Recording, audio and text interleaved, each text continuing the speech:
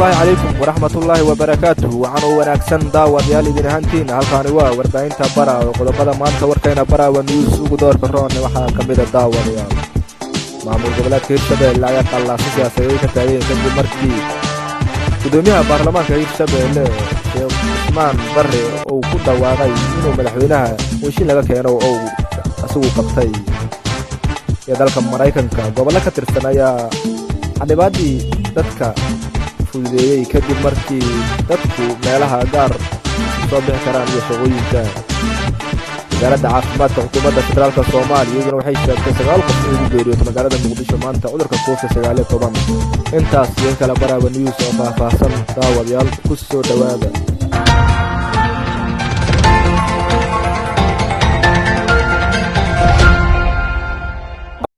waa maalnimo Isniina taariikhdu ay ku beegan tahay 27 bisha Abriil 2020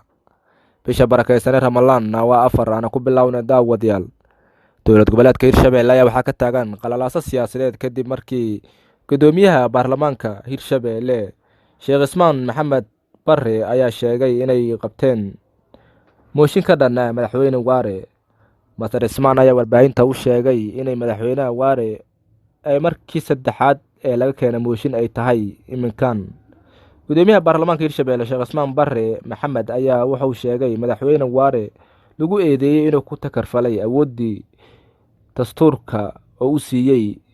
soo adeeg lahay maamulka Hirshabelle iyo deegaanadaas gudoomiyaha baarlamaanka Hirshabelle ayaa wuxuu ku eedeynaya madaxweynaha iyo ku-xigeenkiisa inay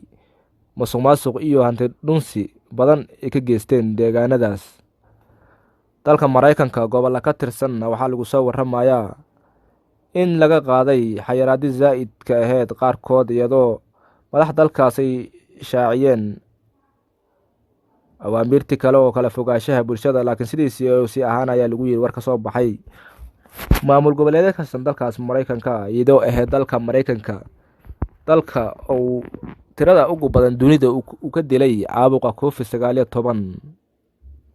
iyadoo dad gaarayo ku dhacay 940,000 oo qof iyadoo dhimashaduna ay sii cagcageynayso 54,000 oo qof